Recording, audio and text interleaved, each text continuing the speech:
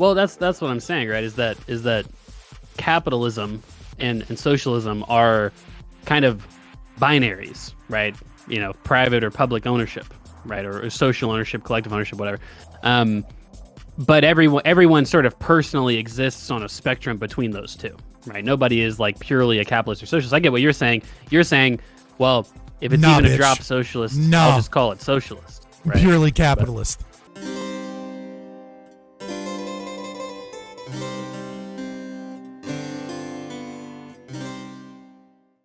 You boys ever listen to Styx? Oh my God, my mom actually does like Styx. I hate the song Sail Away, but they have a couple other songs that are fucking great. But isn't that every band, right? Yeah, I guess. Yeah. All right, so. But isn't that? Hold on, we're not done. We're not done. Isn't that every band though? Like Styx isn't. It's not just Styx, right? I feel like every band has a few big hits, and it just gets more cringe the older they get, right? It's just, like you notice it with Nirvana, right? Like nobody knows that Nirvana was basically a punk band, but they have like 3 fucking grunge-esque songs that everyone listens to, and it's like this is what Nirvana is. Fair enough. Yes. Like if you go to some 17-year-old girl in a Nirvana t-shirt, right? Like, and you're like, what's your favorite song? She's gonna be, I like Smells Like Teen Spirit. Like, she's not going to look at you and be like, Polly wants a cracker. Maybe I should get off of her first. Like, you're not going to hear like weird fucking like punk. Probably a reason 17-year-old girls don't love Polly Want a Cracker. Okay, yeah, that is a very sexist But actually, song. you know what? But if that same girl listens to Wrong Way, she probably loves Wrong Way from Sublime. Oh, Wait, God. Scott, if you had to guess my favorite rock band, what do you think I would say? I don't know, Black Flag. Whitesnake. Black Flag and Whitesnake, 2 bands I've not heard of. I would say Queen. A very Queen mainstream one. I mean, Queen's not bad. Queen. I feel like Queen transcends calling it rock, though. Yeah. I feel like Queen gets to just be its own thing. No. Queen's what's known as stadium rock. Same thing as Rush. Yeah. I think Queen's definitely like a rock band. With the Beatles, I mean, the Beatles would be a rock band too, right? I'm not a huge Beatles guy, but I think the same thing, right? They would be a rock band, but they'd also be oldies. Well, they're the start of the start of rock and roll. Well, the start of the popularization of rock and roll in America. Yeah, exactly. That's true. Well, Scott, I had a question about property rights from an anarchist perspective. Oh God, I just don't. Anarchist. Nothing. Did I say anarchist? Inside joke. Go ahead. No, it's. Oh, okay. Inside joke. Just go ahead. It's fine. Inside anarchist joke. Mm-hmm. No, as I understand the sort of anarchist conception of property rights, it's just labor transformation essentially, right? It's like the idea is that if you've combined your skill and labor with nature, then that's how you've established a claim and property right on certain possessions and things like that. I don't know how land would work, but is that roughly correct? It's so. If you talk to most people that understand the philosophy of libertarianism and anarcho-capitalism, that is likely the answer that you will get. But it is it is an incorrect answer. It gets a little bit more complicated, a little bit more vague than that. That is a shorthand answer for the people that are kind of really getting into the philosophy and beginning, as opposed to getting more comfortable with the philosophy and understanding that some things are actually just hard to answer. So the Lockean proviso property, right, had this idea of mixing labor with the land. And it's a very easy concept to understand if you're trying to understand it, right? And it's very easy to then translate that into the idea of self-ownership. Problem is that if you go really deep into the theory, you'll understand that that's shorthand explanation for explaining it to people that already have like a socialist or Enlightenment interpretation of property and not a libertarian perspective. We can get into the real answer if you want me to fully go into it, which sounds like you kind of are. Yeah, I mean, kind of what I'm getting at is I've heard the different sort of you could say like right anarchist thoughts of property rights. Like if a communist or a left anarchist, talks about property rights, they'll typically just say, properties just would be communally, socially owned, right? Yeah, now, they'll just say private property is like a mythological construction of capitalism in the state or something like that. Yeah. Well, right. Like, I really, mean, we it's have just personal property. If you talk to a mutualist, yeah. Right, and I think most socialist, anarchists, or communists would justify that with oftentimes some like utilitarian grounding, which to me makes more sense from a property rights perspective. Obviously, the communist model, I don't think in today's age makes a lot of sense, but in general, the moral grounding makes more sense to me, just because I agree with those basic principles, right? But yeah, a right anarchist, you're not a deontologist, yeah. Right. But a right anarchist, as I would say, or like an anarcho-capitalist, would have more of a, I don't know what you would call it, but the conception would be that there's some ought of why it should be the case that labor time or homesteading or whatever, that should grant a right of property, but I don't really know why. Yeah, what is the reason that should be the case? So the first thing is, how do we establish private property, like philosophically? So the answer is let's imagine that we don't establish private property, right? And understand that the entire goal of natural law philosophy is actually conflict reduction. It actually stems and originates in how do we reduce conflict from like a Rothbardian perspective, right? The initial conceptions of it are like, what is the maximal way that we reduce conflict? And then we use logic to determine things that are inherently cause conflict, right? And so if I have this glass of water, right? And I say, this is mine. And then someone else says, actually, it's mine. Well, we've created conflict, right? Because we're both competing for the same resource with no clear delineation of ownership. Whereas the private owning something, right, saying that this is mine and being able to objectively state that you own it, there is no conflict if someone else wants to use it, because they're initiating conflict if they attempt to take or steal it from you. So then how is that grounded? That's partly grounded in argumentation ethics, and I don't want to go there again.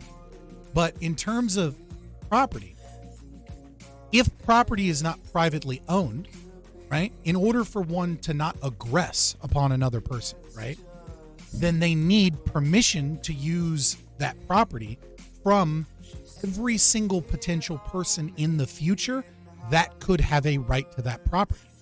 Because if they don't maintain the property in its exact perfect state, then someone else comes along, they're what Hoppe would call a second user, right?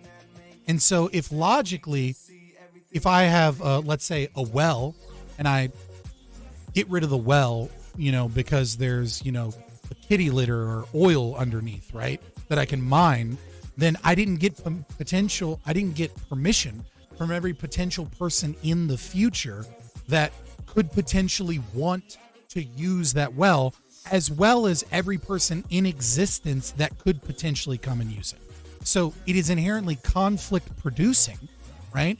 And against and one cannot argue that they're not an aggressor unless they have permission from every known being in the world, as well as every future being that is yet to exist, unless they can actually justify that they do indeed own it. And so the natural conclusion to conflict reduction in that regard is that conflict is not created when an individual does own it. Does that make sense? It does make sense, but I don't think practically I don't think practically that's how we would view property rights itself. I'm not sure if in that regard it's the property right causing less conflict, or rather it's the adjudication system that uses that as a rule, right? Because we can imagine a circumstance where people have private property, which is the case in many countries, but the adjudication systems for establishing and ruling private property, whether it be like a state or a rights enforcement agency, is terrible. And so that doesn't really necessarily reduce conflict. It's more like the enforcement mechanism for So that we're rule. not- Yes, so we're not concerned typically with like the adjudication process, and the reason is because neither us nor states have an appropriate answer. No one has an appropriate answer on what exactly the lines are for the creation of property, right? So what you'll hear from ANCAPs often is, I'm a self-owner, I own my labor, I mix my labor with some property, therefore you cannot separate that property from my labor, and thus you have enslaved me. Boom, we're good. The problem with that is well, how do I own land? Right? I can say that about a boat. Right. Right? I can say Land that about a boat. is the big thing. That's the Right, big thing, yeah, I would say. I can't mix my labor with all of my land, right? I can build a Right, or like the fence. moral imperative, right, where if someone just happens upon a very valuable piece of land, does that mean that they've earned it, or do they really have a moral claim just because they, or for instance, let's say they got a piece of land passed down from a generation, and it turned out we discovered this new valuable thing called oil, and that happened to be, have I really earned the right to these royalties? I think that's, land is the hardest question. The other problem is the socialist communist argument, right? Makes zero sense. And ANCAPs that are new in their philosophy, right, unfortunately repeat the same mistake as the communists, which is to repeat the same mistake as John Locke. All of them are wrong. And the fact of the matter is that no one can own their labor because labor doesn't exist. Labor is not a material thing. You can't show me a unit of labor, right? Like, and on top of that, we can recognize that like labor itself isn't valuable, right? The communists try and come up with, they have multiple different versions, even in Das Kapital 1 and 3, right? On like the labor theory of value. But what we can recognize is that like Sisyphus is not producing meaningful labor, right? You know what I mean? Like rolling the earth up and down, rolling the rock up and down the hill isn't doing anything that has any inherent value. It's just a punishment. And so it's hard for people to recognize, but the real thing about labor is you don't own labor because labor doesn't really exist as a material thing that you can buy or sell. What you're actually doing is you're signing a contract on the transfer, a title transfer on the currency, and the stipulations of the contract require you to do labor as part of your end of the deal. And so you are just performing actions that change based off of a voluntary contract, the title on commodities or currency.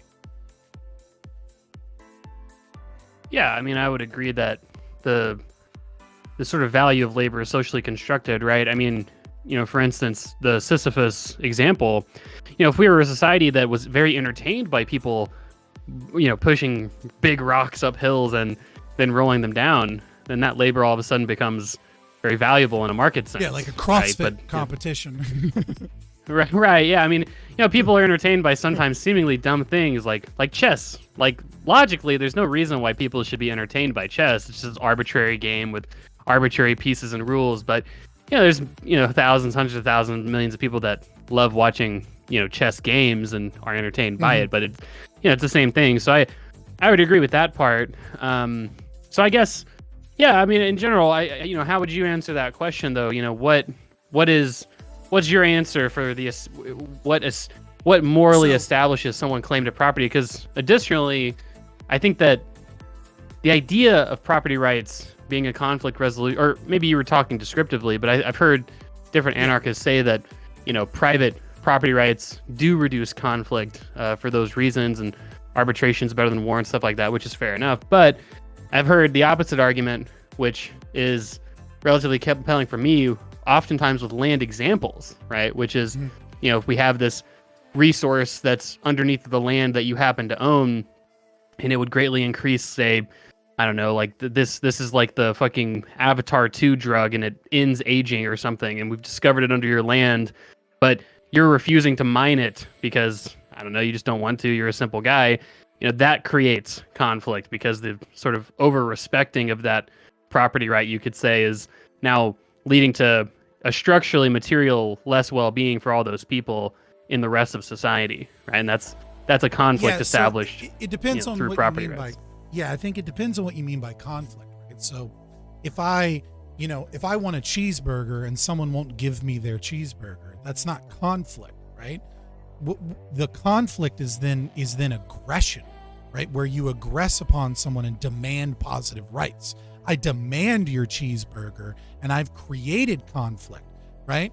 But there's no inherent conflict to the individual owning the cheeseburger and doing with it as they see fit. It's not inherent to the structure. It's not to say that conflict can't arise amongst humans and human interactions. The difference is one is inherently creates conflict logically and the other doesn't, right? So if I can have a justifiable claim to property, right, then I am no longer incongruent, like not congruent with that justification, right? Whereas if I say that nobody owns this and then I start using it, I've inherently created conflict, because I'm using something without the permission of other people that may also want to use it. And so conflict is baked into the system. It isn't to say that human beings won't be mad that somebody else is using something, or that they won't want what someone else has, or that they won't feel like something is unfair because somebody was, given an opportunity that they weren't given, right? But you see what I'm saying? So the difference isn't like conflict in and of itself goes away. The difference is one bakes in conflict intentionally and is therefore not ethically justifiable because it is intentional conflict, just like aggression. And then the other one is accounting some form of aggression. Yeah, I see what you're saying. I feel like we might have a different, not necessarily definition of conflict, or like how we might frame the issue. Generally, our mindsets seem a lot different, right? Because I would say that, if someone, in the scenario that I've baked up where someone has a very valuable resource that would significantly improve everyone's material well-being, right? Let's maybe ground it in a realer example. Let's say that I live on like a really poor Native American reservation, right? And I guess, to be fair, I don't know if I assume Native American reservations are not completely collectively owned land. I assume there's still plots of land. Let's say that, my friend on, part of the Native American reservation discovers oil. And now initially the whole community is celebrating because this is a lot of money that potentially could pour into this community, right? But then this person decides, well, I'm just not going to allow any drilling on this land. I'm not going to collectivize the rent either, right? And I would say that creates a conflict, in my view, just because you have a circumstance where a bunch of people are fairly, in my view, well justified in anger, right? That like, my God, man, why would you not allow this drilling? You have this land, you've got this valuable resource, it could greatly help the community. Why would you not allow us to extract it for this sort of arbitrary preference that's not very, collectively motivated, right? The decision came before that, right? So let's take Native American Reservation A and Native American Reservation B, right? And explain two different scenarios. And maybe you can understand that the choice was made, right? So in Native American Reservation A is your example, right? Which is that you have an established understanding of communal kind of property rights, right? And then this one person has a philosophy of anarcho-capitalism and says, well, this is inherently mine, right? But Native American Reservation A, they do, the potluck, right? Like they share resources, they pool resources together, they engage in mutual aid. And that is a culturally kind of enforced thing, right? Native American Reservation B is a covenant community. And when you move to this place, you sign a contract that states that you will indeed do these things. A Native American Reservation A is, you're saying conflict arose because there was a kind of a social contract or kind of like an idea that like people would do these things. And then one person kind of like bucked the culture or bucked the kind of like established pattern, was never explicit. And so what we would say is that Native American Reservation A is aggressing upon that guy that won't use his oil because they didn't explicitly do anything. What they did is, in hindsight, demanded that they wanted something because they found out that they had something valuable. And then basically, and you can shame and ostracize and disassociate, that's fine. But if they like try and force that person to give up their property, or, you know, they try and force them to do something, that this is incongruent with natural law. Right? So the idea is that if you move to that community, you should voluntarily set up those systems that say, I want to live in a society where if this resource is discovered, or if someone comes into this big windfall, that they'll share 10%, or they'll share 20%, or that these things are owned by the community, etc.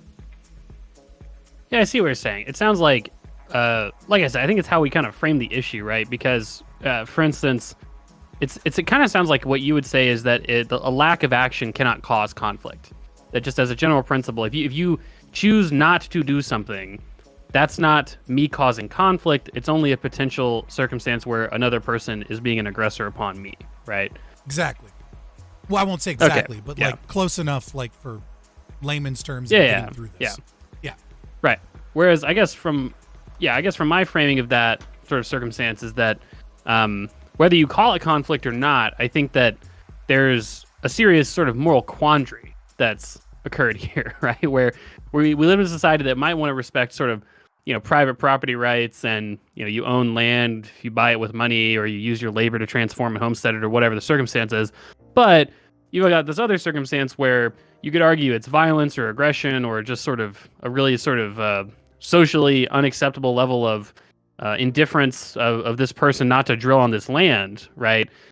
Because these people have the feeling, which is a legitimate feeling I think that they could have, which is that, man, you've really fucked us, and it's wrong that you're doing this, right? And so from your perspective, what is the moral case for basically respecting this individual's right to choose not to drill versus the society surrounding him's sort of expectation that this is really good for the community, so we should do it, regardless of your potential property right?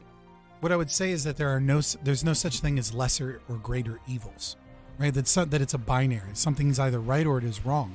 And so the problem here is that you establish a moral norm that individuals don't actually have a right to their property.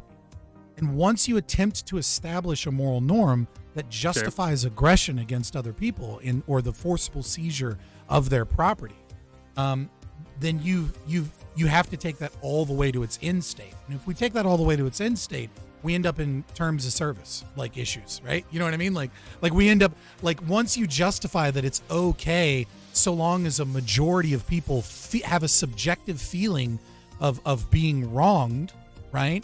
And that they don't actually have like a logical conclusion other than, you know, I feel a certain way, or the metrics that I choose to measure consequentially turn out in a negative mathematical equation compared to if the other action was done. You know, again, you establish the moral norm of being able to do those things. Does that make sense? I get that. I think that where I would argue, and what I'm sort of unconvinced of, is that the moral norm of essentially by frankly completely like you're describing, the moral norm of, hey, by some sort of combination of preferences and, you know, thought process and forecast of, you know, the consequence of actions and policy, that it indeed makes sense that you would, you know, obviate someone's sort of property rights, or, you know, you would do certain things. Like some examples might be like a community land trust, right? Now, something like a community land trust has been shown to increase the availability of affordable housing, right? And generally result in an easier time of developing housing, which of course increases affordability. But the mechanism of a community land trust is, hey, we want to build shit where your house is, and we've decided that's exactly what's going to happen, and we're going to pay you the market rate for whatever the shit is on this land, or maybe just the land itself that you have, but we are going to make you take that deal, right? And it's for this sort of communal-oriented goal, in this case of establishing affordable housing. I don't see that as like a bad principle for society. Of course, given the understanding that we can come up with these frameworks to establish that, right? It's sort of as a I mean, norm. So first of all, value is subjective, right? So Sure. like there is no market value to anything. Like you can't really, like what you're just saying is an approximation of like what people think a house is worth, not what the owner of that house is actually worth, right? Yeah, sure. I mean, I just said market rate. I'm not saying I'm compensating, because obviously if I was compensating you for what you think the value of whatever the thing is, you wouldn't have to be forced to do it. Right, exactly. Right. So yeah. So I'm agreeing, of course, that this isn't from the perspective of the guy who owns the valuable piece of land in the middle of Manhattan. Yeah, he's not cool with this. Right? Totally would be willing to agree with that. Right. So but the problem is so you establish a moral norm that private property doesn't actually exist, right? That all property is subjected to the whims of mob rule if the mob feels that they can do something better with your property than what you can do with your property. Correct? I'm sorry, say that again. So what you've established is a moral rule that private property doesn't exist, and that the mob, or a majority of people, can choose to expropriate your property from you if they feel like they can do something better with the property than what you're doing with the property. So I don't think this is necessarily mob rule, what I'm describing. I think that in the utilitarian sort of society that I'm imagining, right, we would try to establish general rules that make sense, and just like 51% of people wanting to bulldoze your house probably isn't a good enough, rule to establish, right? So I'm imagining this in a framework of, accountability and transparency and, empirical validation and things like that would make sense, right? Because I think most utilitarians, 70% would still be mob rule, right? Well, I think most utilitarians would, consistently, in terms of internal consistency, say that you don't have to be in favor of like 51% of people want a thing, and that's always forever what happens, right? That you can be a utilitarian and also believe in sort of democratic frameworks and checks and balances and governing institutions, and establish those as like the best rule. Yeah, right, go on. All of those things, none of those things conflict with anarcho-capitalism, so long as they're voluntary. The difference is that what you're establishing is that it's okay to do it to people via no prior consent and to steal from them. Right? That's the difference. And by virtue of doing that, what you're really saying is that they don't own it. Right? You're saying that they don't actually own it, right? They just have an illusion of owning it, and that really nobody owns anything, and whatever system we set up is actually justified in taking anything from anyone, so long as it meets these conditions that may or may not be violated in reality. Sure.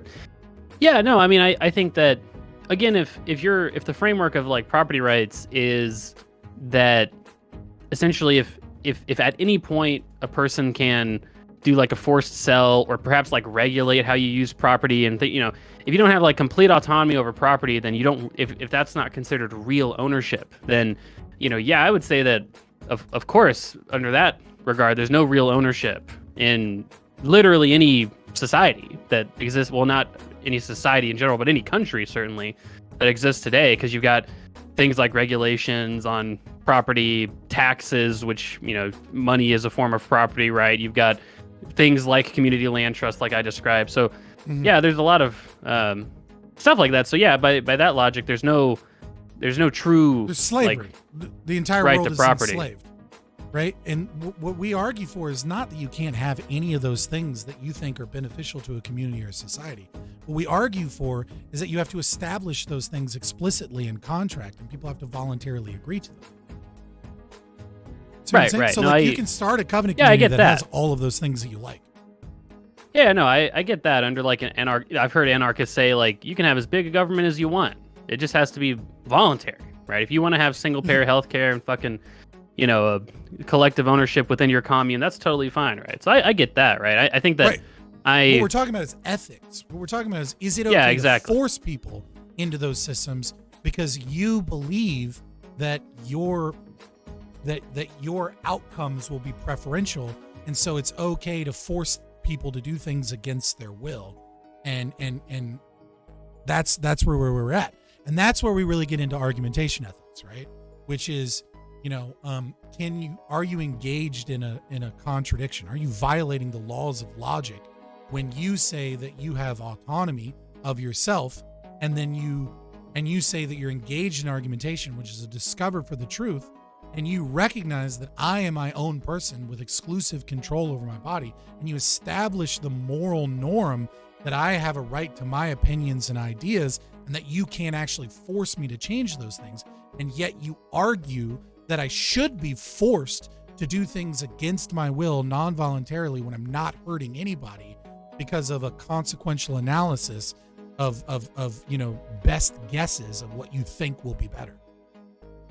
But why would it be a contradiction inherent in that belief if it's the case that you could just say that, well, you have a right to your own thoughts, right? But property, we're just treating, we don't treat everything under the exact same frame of analysis, right? Like, for instance, if we were to say, like, very simply, if we were to say, write down on a piece of paper, you have a right to bodily autonomy, right? Let's say that we were to say that, right? Well, somebody could say, let's say that's the religion we go by. 1,000 years later, got these crazy people who are saying, oh, children also have that right to their bodily autonomy. Children should be able to do this or that. They should be able to drink, do drugs, stuff like that. And it's like, okay, well, obviously with children, we're treating them differently, right? Because of you don't have your own custody, you're a child, you can't think things out, right? They don't have full rights of personhood yet. We don't have to wait 1,000 years.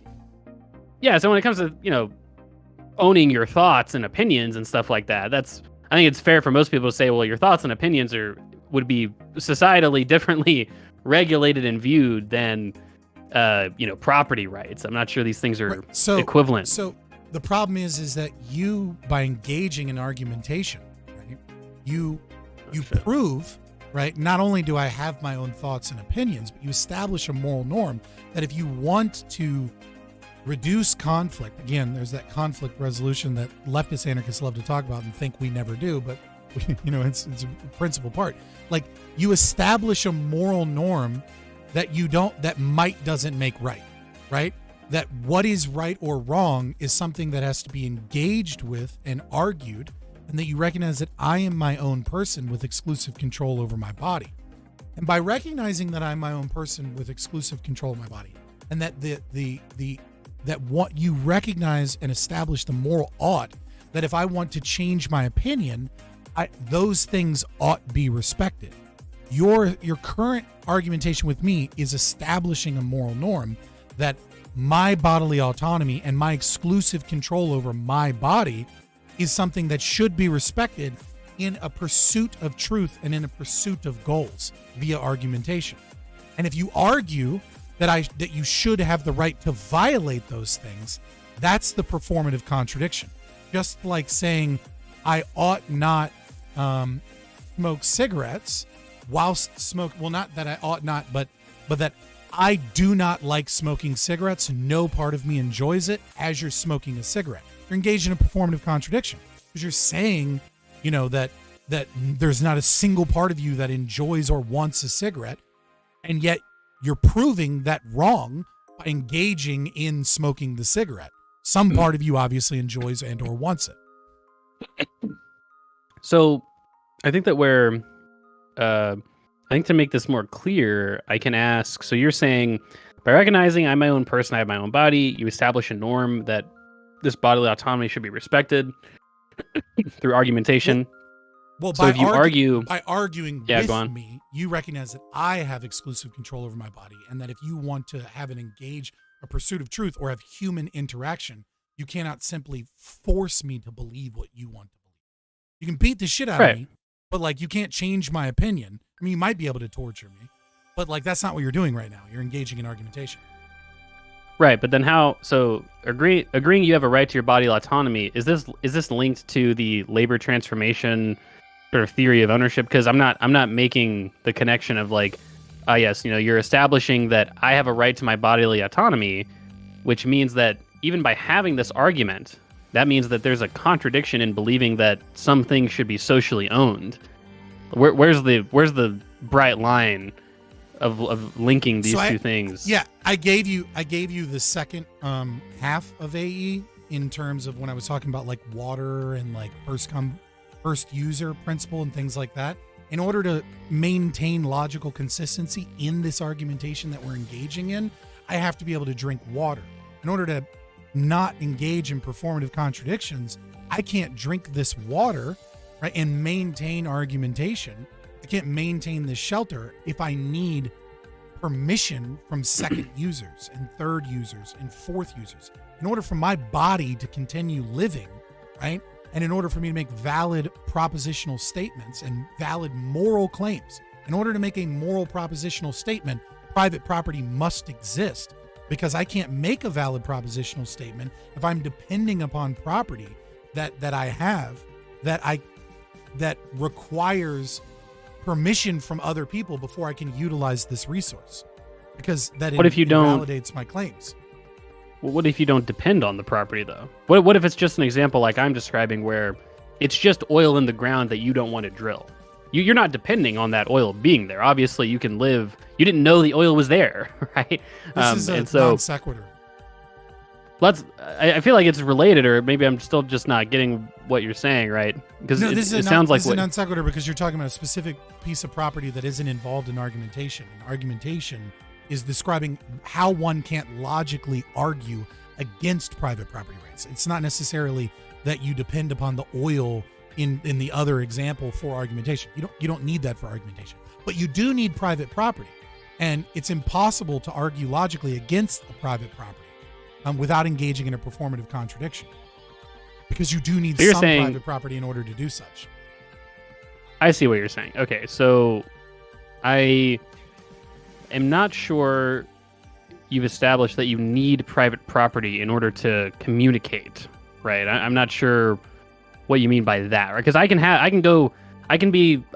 could own nothing, right? And I could go and have a conversation about whatever I want with someone down the street, right? I don't need private property in order to engage in that talk, right? What do you mean when you say you need private property to engage in a discussion? In order to justify argumentation, right? In order to justify your positions, right, you need exclusive control. No one else can have control over private property. And an example I give you is this glass of water, right? I have to have exclusive control over this because eventually I will die of thirst and we can't argue anymore, right? So I need this water to survive.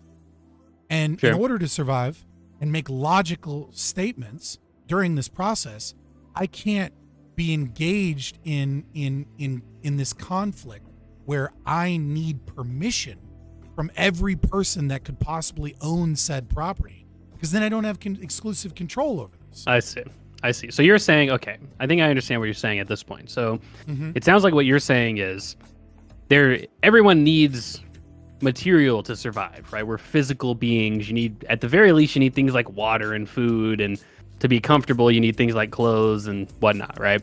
If I'm arguing that certain things should be socially owned, that's establishing the principle that some things should be socially owned, right? And not owned by necessarily anybody, but also owned by everybody, kind of thing, right?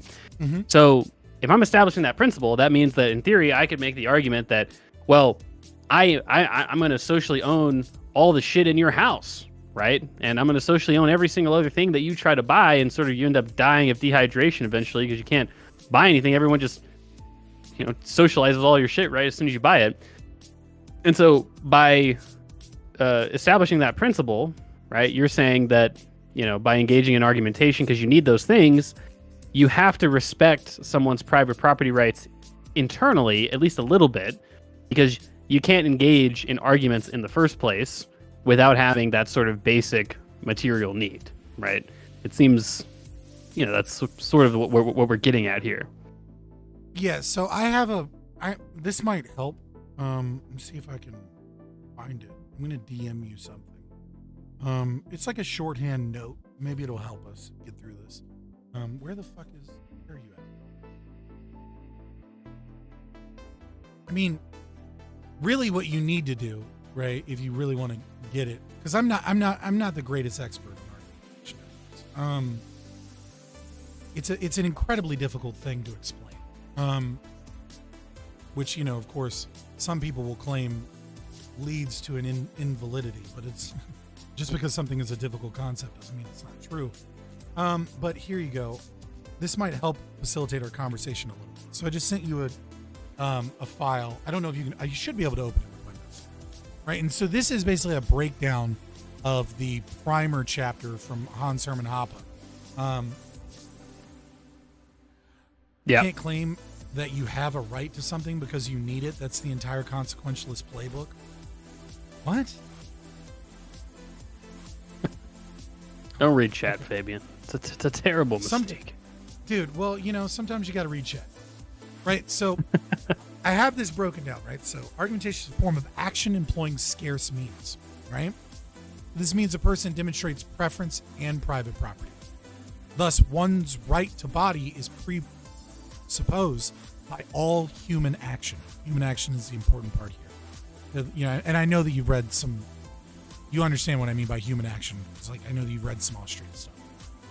Recognition of exclusive control over one's body is needed to agree that there is a disagreement, right? So if you say, like, I disagree with you, right, then you recognize that we're two individuals with two different ideas, and that, like, if you want to engage towards this pursuit of truth and establish this argument where you're trying to convince me of the truth, then you kind of recognize that there's like like some form of truth out there, and that we don't have our own truth, but that's a different philosophical discussion. We may disagree, but it's not important to this, right? But you recognize that I have kind of my belief system. Without argumentation, coercion, conflict resolution is allowed. With it reaffirms by choice the norm of non-violence, right? So if there is no argumentation, right, then everything is coercion. And so what you're saying is all conflict should be resolved by whoever has the biggest stick beating the shit out of the person that disagrees. And I don't think you want that at all. I don't think most people want that, even if they're insane, right? They want conflict resolution between humans to be like voluntary if possible. To presuppose anything justifies the right of this exclusive control. And so this is the performative contradiction. So, linked to justification of private... okay, go ahead. Yeah, I mean, I don't know. This just sounds like kind of almost like a continuum fallacy, right? Because I'm just not... so I agree that the principle is established in any society with any form of collective ownership, right? Which is every society, right? Every society at least has a military and police and stuff like that. These are basically state enterprise, right? And so if you're establishing that sort of principle, right, you're establishing that in theory everything's on the table, right, for, you know, social ownership, right? But I at least from my perspective, it sounds like that's a fair statement, but empirically it always seems to be the case that if you operate under this sort of, you know, reasonable utilitarian framework, that people do exercise great autonomy, not complete autonomy, I agree with you there, but great autonomy over, you know, sort of most aspects of their material well-being, right? That, you know, the government's not going to come in and, you know, take the cup of water out of your hands because the cup of water is better thrown in the lake for everyone to consume equitably or something like that. You know, certainly states have done bad things, and I'm not saying they aren't, but, you know, that's more of a more niche moral arguments, the exact, you know, rights and wrongs of different states in history. But I'm just not sure it's fair to say necessarily if you establish the principle that something should be socially owned, it would naturally lead to these sort of worse conclusions, right? Because you could just as easily say that, well, empirically speaking, establishment of strict property rights could lead to a much worse well-being of people. Okay, right. Sure. I'm not saying that, like, it leads to this consequential analysis thing of like this inroad thing. But we're saying it. What we're talking when we say establishing a moral norm doesn't mean that, like, the gulags automatically happen, right? It's you see what I'm saying? Like, so I mean, one could. I'm trying to think about this through your consequentialist framework, and it's, No, it's I difficult do. to do that because like I'm not necessarily concerned with like whether or not that happens in reality. What we're talking about is that you've established that as a moral norm, and that in there lies the contradiction. Not necessarily that it must happen in reality. What you're saying is that those things are morally good, which is a problem because it conflicts with what you would almost certainly not say that the gulags are. But yeah, but I think wouldn't it be fair to just say, yeah, I believe in the things of autonomy or surrounding things or being provided things that ensure that basic material well-being to communicate because of some social preference. I like having these conversations. I don't want people to suffer. Part of not suffering is being able to communicate and live a decent well-being. And there might be various mechanisms to extend that to you. Part of it is free markets and private property, or let's say mostly autonomous property. Let's say, because it's not the way you would say it, and also some forms of social ownership. I mean, that doesn't seem like those obviously contradict, but yeah. So well, you can't have social I get that you're ownership saying and that, free markets. That's not possible. Right? Like free markets require like you can have social ownership in a free market, right? Like that's silly. Well, no, you could have. Well, no, I mean you could have like, let's just imagine a scenario where we've got like collectively owned schools. We just have a public school system, but then the way that we distribute and produce food is a completely free, unregulated market. Well, you can't. These are nothing can be separate. collectively owned. It's impossible to collectively own something. What do you mean by that? I just that, like, you cannot collectively own something. There's always one owner, right? In a title transfer, you can't have two people own the same piece of property. You can say that, but it doesn't logically make any sense to have two people own the same thing, because then in that, then neither of them owns it. Well, I think sure. I mean, I think that's where a lot of people would say that, if everyone owns something, nobody owns it. If nobody owns it, everyone owns it, right? So, I'm not sure. It's just a turn of phrase, I suppose, to say, collective ownership, right? But I mean, like, technically speaking, what you have is you have one owner, right? And then you have like a contract of like title transfer that like switches from individual or institution to institution. All right. Ultimately, one institution or entity is going to exert the control, right? There's going to be an administration, a bureaucracy somewhere that's actually to say doing that you're an the owner management control. is to say that you have exclusive control over something. And if you have collective ownership, then you don't have exclusive control. You need permission from the other people in order to utilize that resource. Right. So you say no, I agree. I mean, I think you'd something. say right. Yeah. I think, but of course, this is just a semantic sort of disagreement here. Obviously, in the case of collective ownership as it's applied in our modern society, that just means essentially state ownership, and the nature of that, whether it's quote unquote collective ownership or just sort of authoritarian state control ownership, which of course you guys might say is the same thing, but might just come down to the state model that you're operating under, right? So like a democratic socialist would say it's collective ownership if the country or the government that's exerting that control is democratically accountable and transparent and elected, right? But they might say that something like China, where it's a fascist government, that's not like real collective ownership because it's not a very democratic system. But I mean, I take what you're saying. I agree that, that at the end of the day, there has to be at least a singular entity that's in charge of these different collectivized institutions, right? Whether it be a school board or I know whatever you're saying that it's like semantics, and like it is semantics, but it is the crux of what I'm trying to say here, is that an individual needs exclusive control over property, right? In order to maintain logical consistency in anything that they do without being engaged in a performative contradiction. Once you get to this idea that like nobody has purely exclusive control over property, then what is required in order to remain logically consistent is permission from all of those other people that presumably have some level of control over your property without engaging in that contradiction.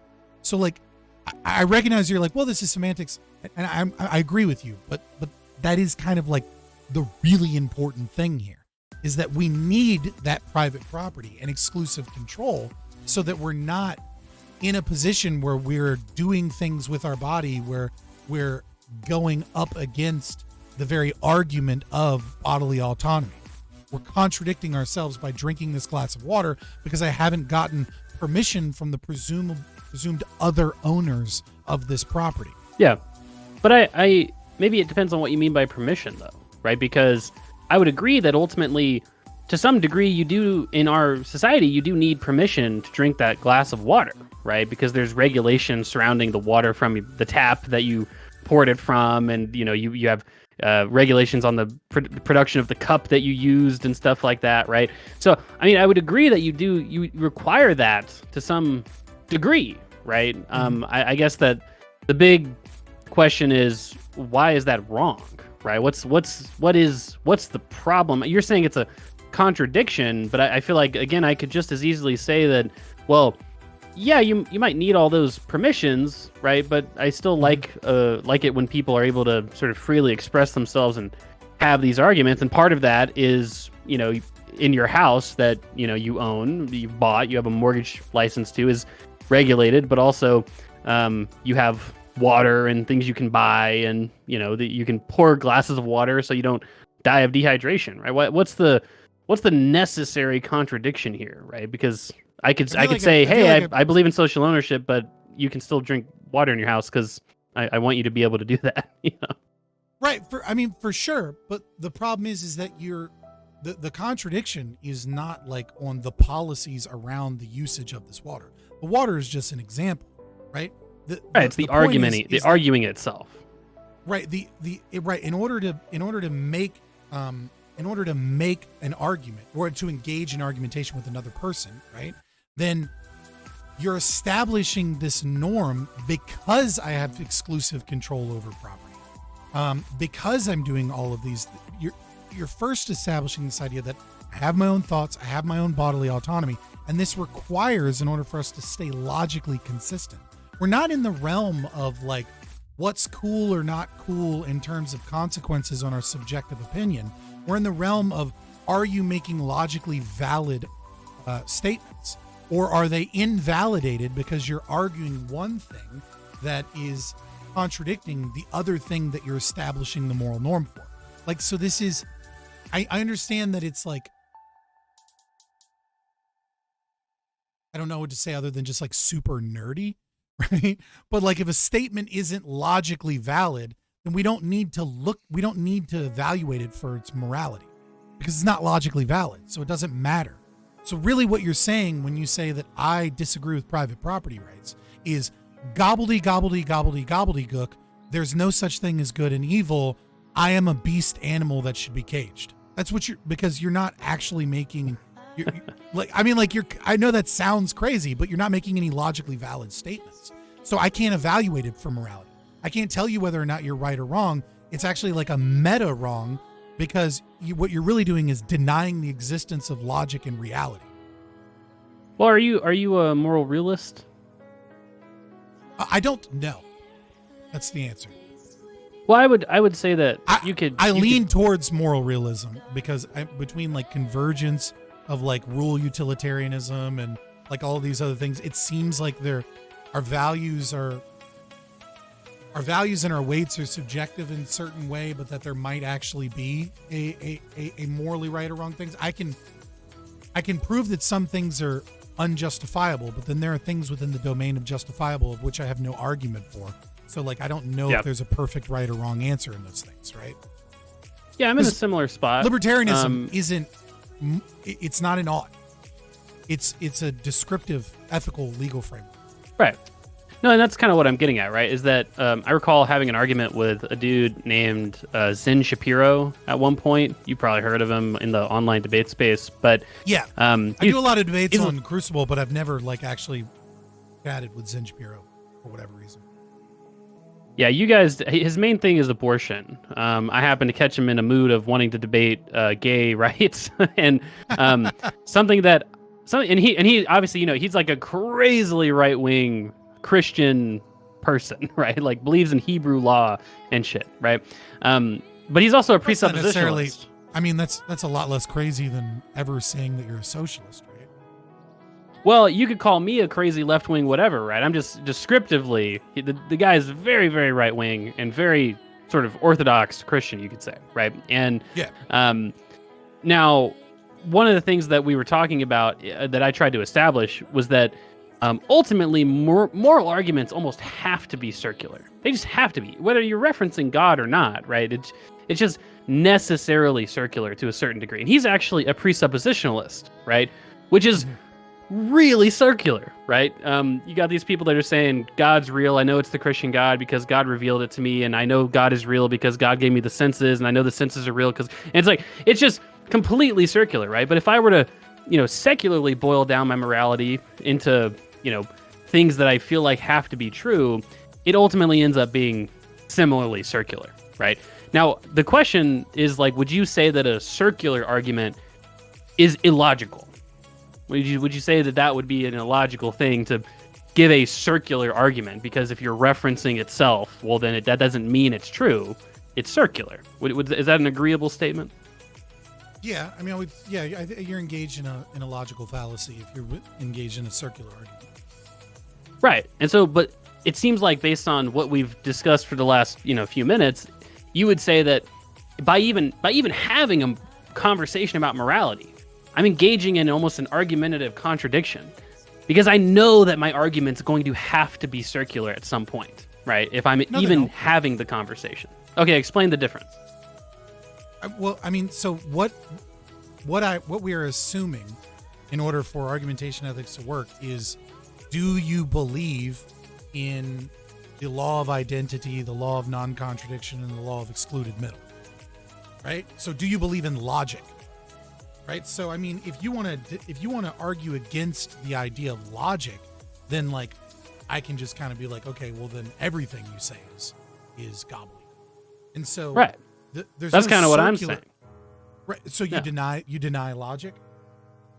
No, I'm saying it sounds like that's what you would say, right? Because if you're saying that, and clearly it's not what you would say, but it sounds like from my perspective, what you're saying is I'm engaged in a performative contradiction because I'm respecting some degree of autonomy in you having an argument with me. That's a performative contradiction if I believe in socialized property at the same time. But if we agree that all moral arguments are ultimately circular, at the base level, they're always ultimately circular. We don't agree to that. It sounded like we did when I explained, the Christian ethic and ultimately these things. I agree that the Christian argument that you were putting forward is circular, right? I'm an atheist. I didn't agree that all moral arguments are circular, in any way, shape, or form. Well, not all moral arguments, but I'm saying if we get down to the very grounded meta-ethical justification for something, it's going to be somewhat circular, right? Because if we get down into, I don't know, moral realism or something like that, where we would say basically morals are subjective preference, how do you know that those subjective preferences are good? The answer is, I don't. I just assume they do because my sensors are telling me. How do you know your and it ends up in this sort of natural circularity of you can't really trust your senses objectively speaking, right? Right. And that's how you ultimately we're not every arguing, moral argument. But we're not arguing morals, right? We're and because libertarianism is a descriptive ethical framework. When we're talking about AE and things like that, we're saying, can what you're saying be evaluated for morality? I'm not giving you any oughts. I'm not telling you ought not or ought do something, right? And as a matter of fact, I'm not even saying you ought not aggress upon people. You can go and aggress upon people, right? I'm not saying you ought not or ought do those things. What I'm saying is if you do those things, you can no longer logically argue against the non-aggression principle, and you're stopped from me doing whatever the fuck I want to you until you repent, pay restitution, and repayment. So I'm not even really making a moral claim there. Now I would, my personal preference and morality would say one ought not do those things, in my opinion, as part of my moral preference, because I don't want a society of people doing those things, and I don't want, that chaos, et cetera, et cetera. I would make plenty of moral preferential arguments. I don't think dads should, train their daughters to become OnlyFans girls, right? Now, so long as they're not, so long as they're of age and, they're then yeah, you can. I can't justify kicking the door down and you know, arresting you for that if your 18-year-old daughter wants to do OnlyFans and you help her. But it's my moral preference that, like, you not turn your daughter into a whore, right?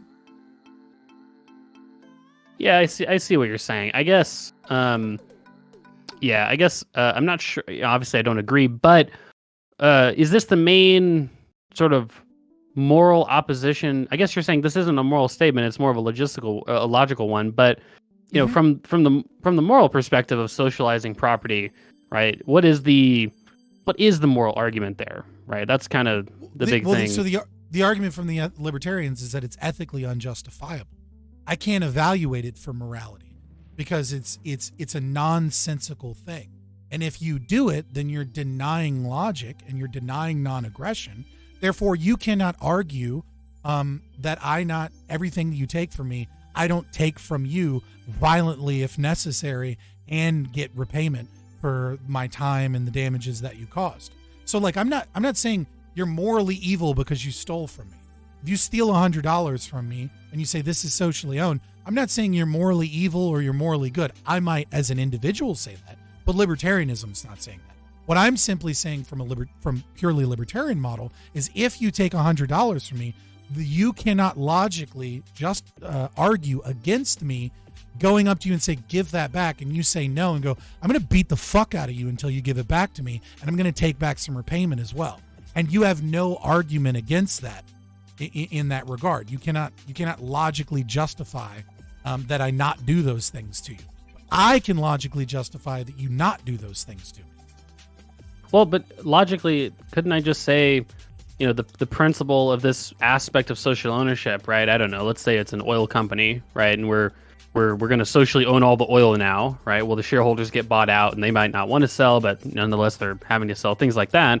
Well, and you know, I guess, what do you call it? In that regard, it's like, well, you can't logically, argue against that. Those former oil company executives declaring war on the, community that did this, because that's the aggression that's been presented upon them by their oil company getting taken over.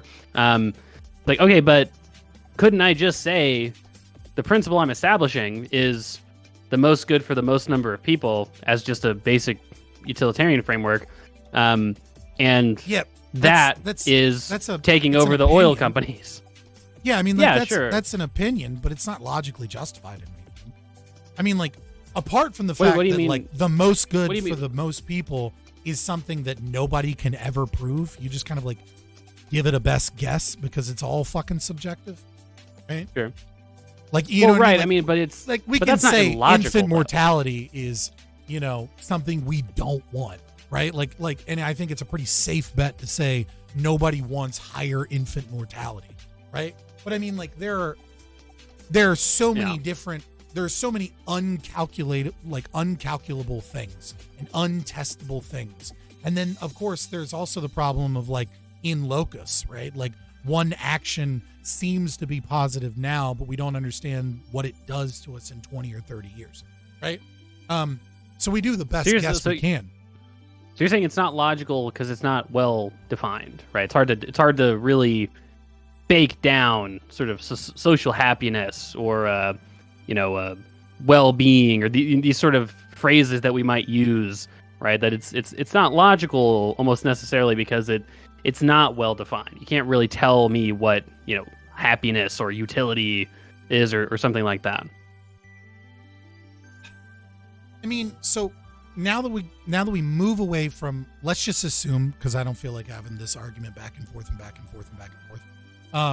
that, like, I find aggression and violations of private property to be ethically unjustifiable. Everything else fits within the domain of things that can be evaluated for morality, right?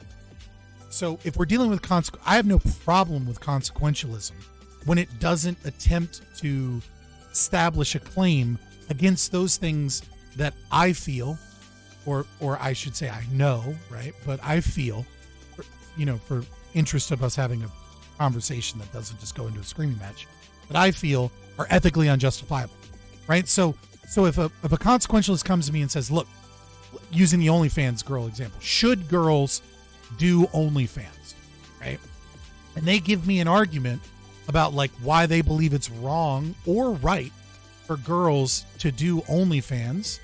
You know what I mean? Like, my issue is that like I don't know about the moral claim of that because I don't know what every single individual, whether or not it's good or bad for them as an individual to engage in that behavior. But I do recognize a covenant community or a group of people saying, we feel that on the whole, this is bad from a consequential perspective, right? It might be good for some, but for the most part, it's bad. It's bad for young men. It's bad for, I don't know, credit cards, companies, like whatever metrics you're using. We don't like this, and we have a moral preference that we don't want it. So we're voluntarily going to build a society where we disallow that thing. Yeah, you said you're recognizing, and then what are you recognizing there?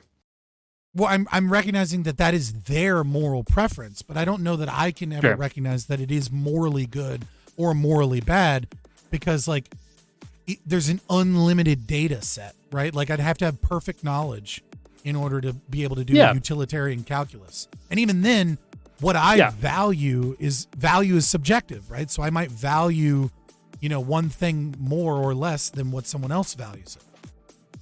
Yeah, for sure. I mean, these things they're definitely not perfectly fitted to individual preference, right? And I would agree that people, when it comes to what we would call utility, is going to be different depending on who you ask, right? It's not a clean principle in that regard, right? The principle of like, hey, just don't murder people.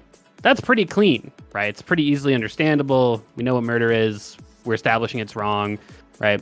But the principle of do what's best for most people, or do what's just generally best for the well-being of individuals, that's hard to define, obviously. But I'm not sure if the difficulty in establishing an incredibly objective and measurable framework means that that's not a decent principle, at least to organize society by. Of course, there's going to be disagreements along the road of what that means. Generally, democratic governance seems to basically function in a rule utilitarian framework of, we consent to policies we maybe didn't vote for because we agree in certain institutions, and that's best for society, generally, right? But the principle of, utilitarian frameworks and, establishment of rules based on utilitarian principles, it doesn't necessarily mean that that's bad just because it's difficult to objectively say what is utility and happiness and well-being, right?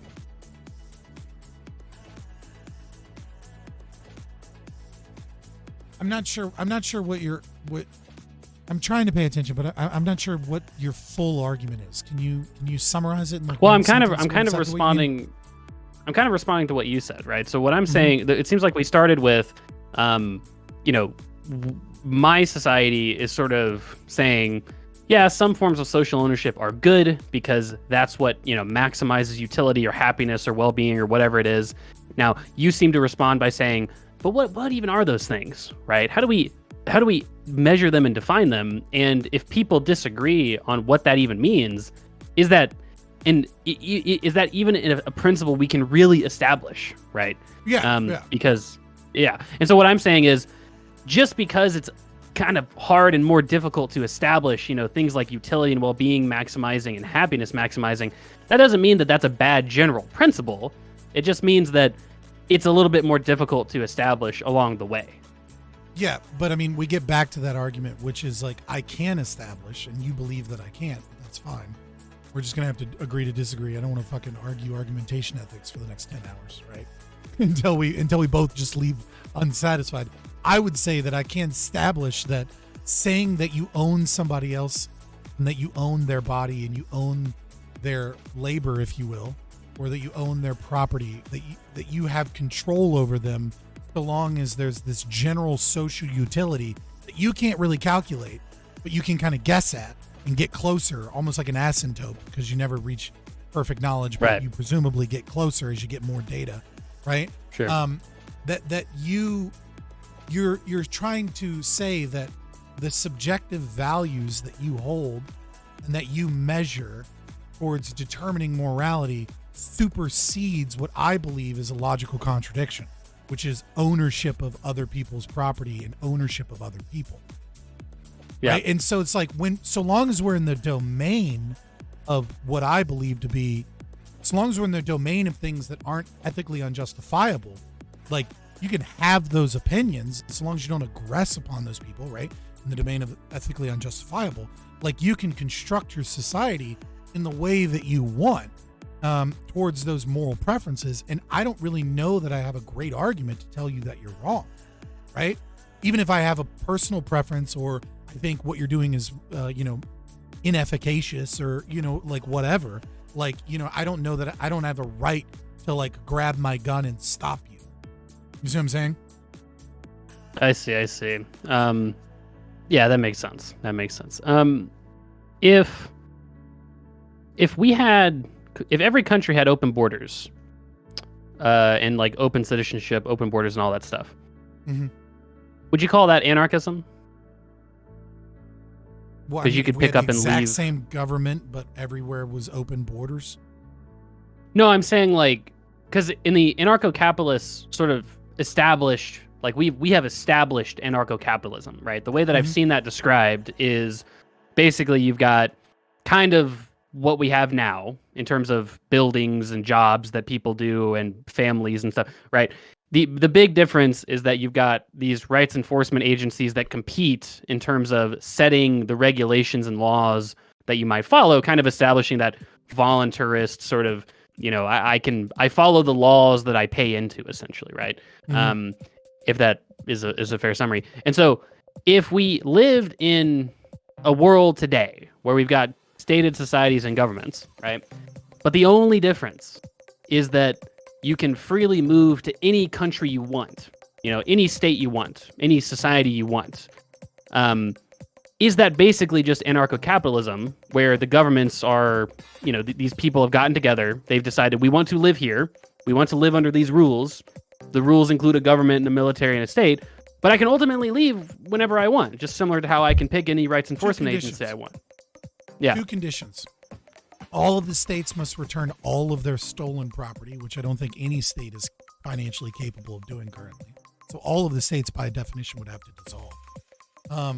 But number 2, all of those interactions would need to be voluntary. But you're saying the voluntarism there is baked into the idea that anyone can leave, and so if you're there, you're agreeing to whatever, like, voluntaristic, rules are set up from those states.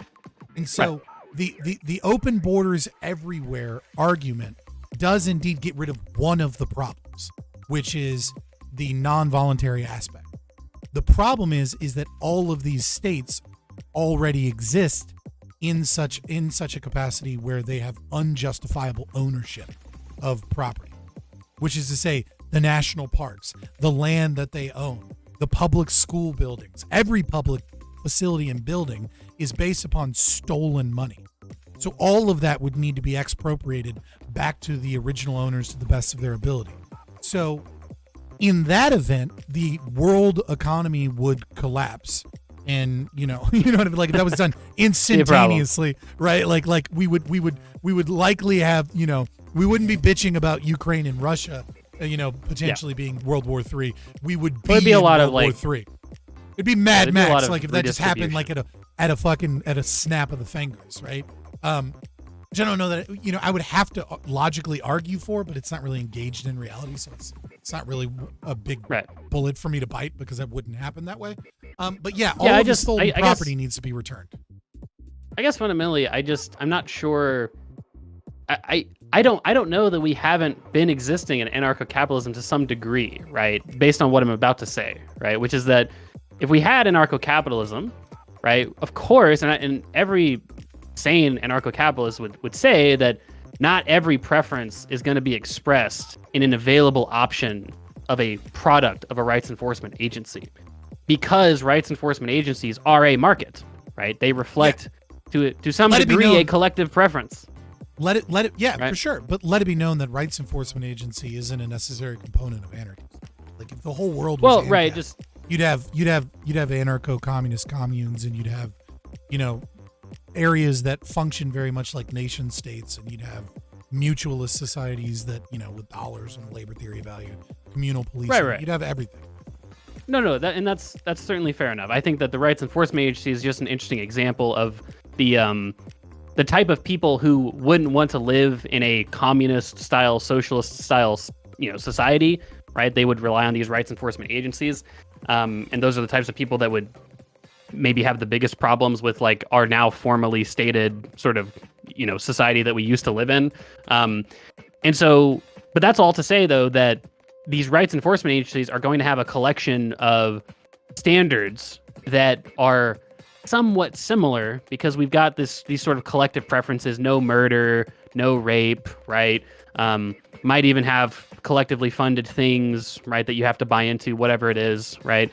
And so insofar as rights enforcement agencies are probably not going to express my exact preference in terms of how I exist in society, then do we not functionally just live in that currently, where I live in states that are sometimes democratic that I might disagree with, but I consent to living into them? That's why I asked the question of if we had open borders. I'll engage with this. So let's step away from my ethical frameworks, right? And let's engage in it from yours. And I think that would be to the best of my ability, right? So let's look at it from just like a purely consequentialist framework. You know, we're living in a society now where everything is done voluntarily, and that no one is using force to force people into a monopoly and then trying to ethically justify that as an acceptable position. And so what you would have some that would obviously do that, right? Like warlords will rise, humans will violate rights. Like, you know, like this isn't a utopia, right? Like I recognize that, like, I'm not like the Marxists. There will be crime. Yeah. You know, right. I recognize that the Marxist is like, you know, once everyone has critical consciousness, there will be no conflict. It's like, shut the fuck up. Humans will always stab other humans.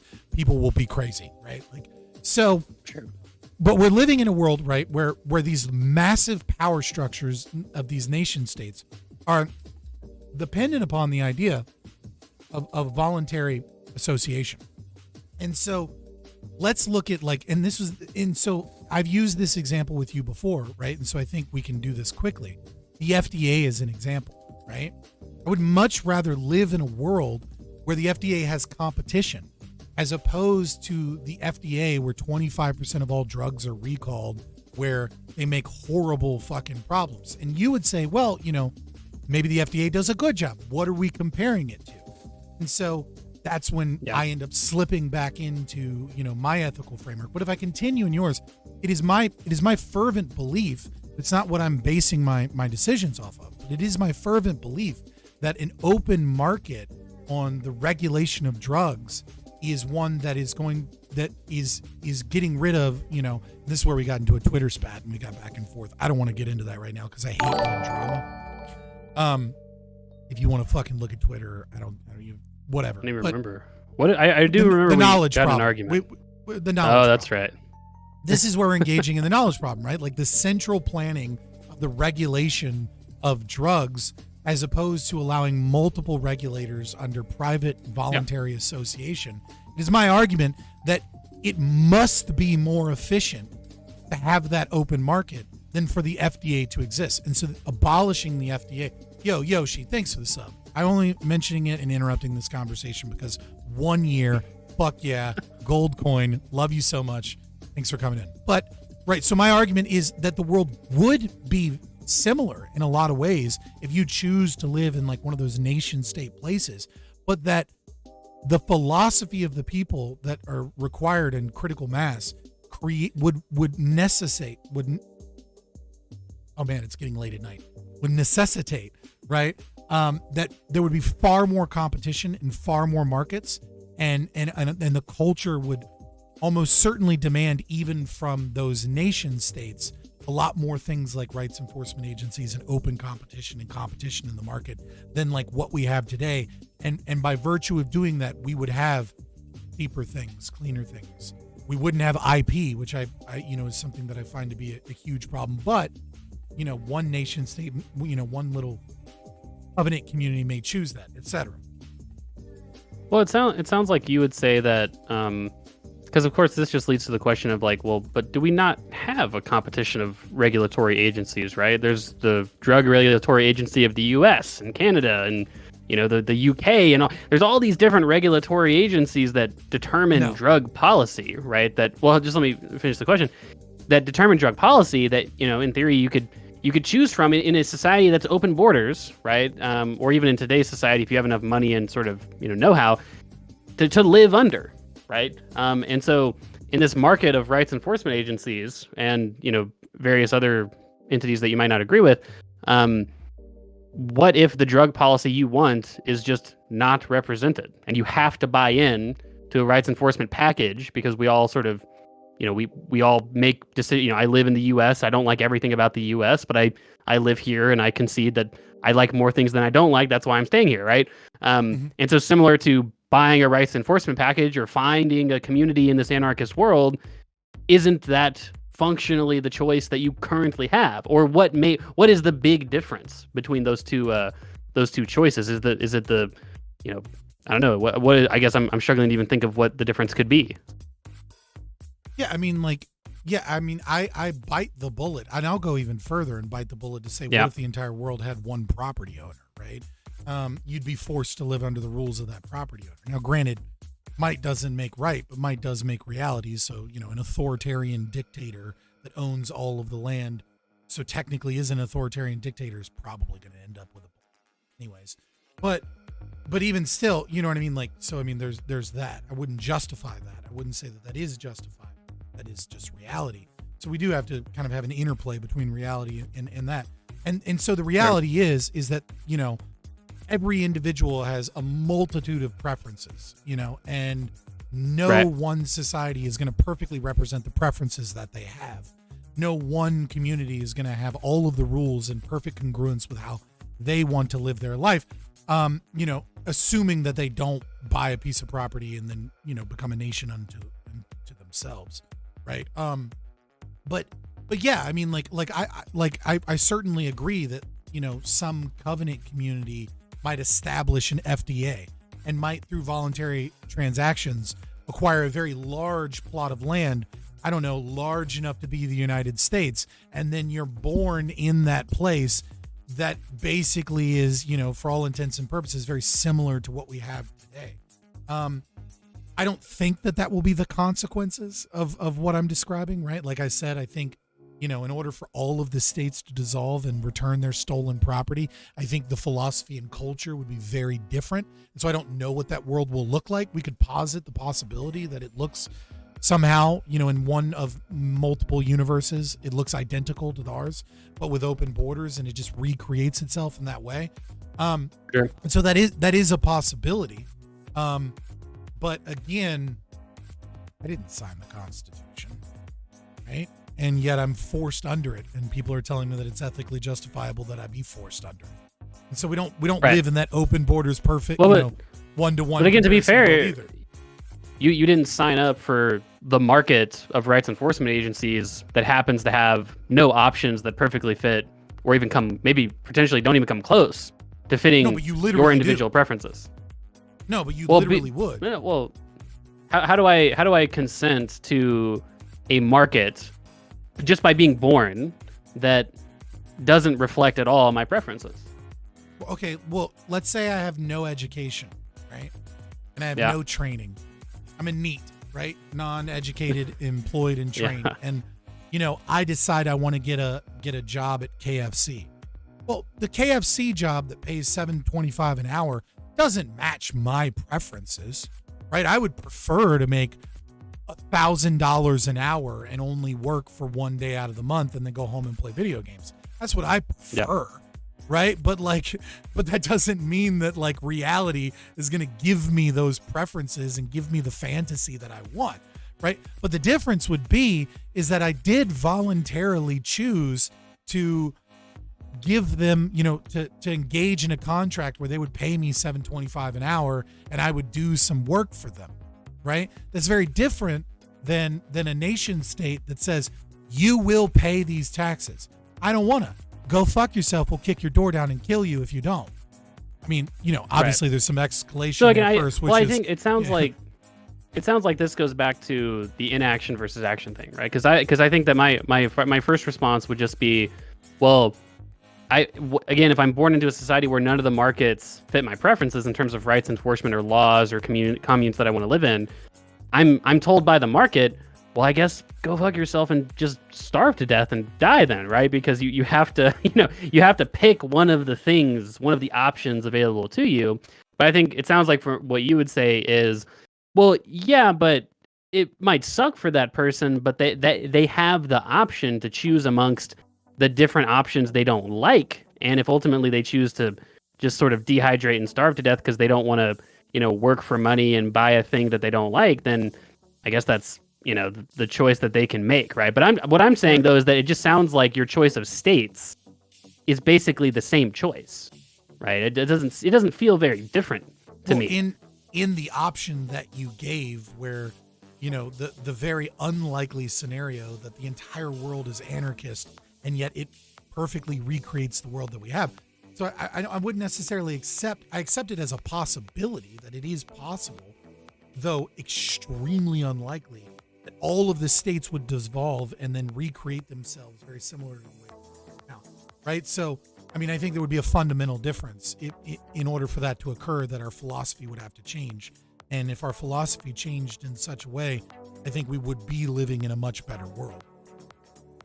But I mean, yes, I'll bite the bullet that in the million, trillion, billion, whatever, fucking, multiple realities, there is a reality out there where everything is exactly the same except it's open borders and none of the property was stolen. It just happened to construct itself the way that it has constructed itself, right? That in that, and the only difference is like, when you come of age, you choose to sign a contract or you choose to leave, or, what I mean? Like, even then there would be some principal differences, because it couldn't be commiserate with anarcho-capitalist philosophy unless it was.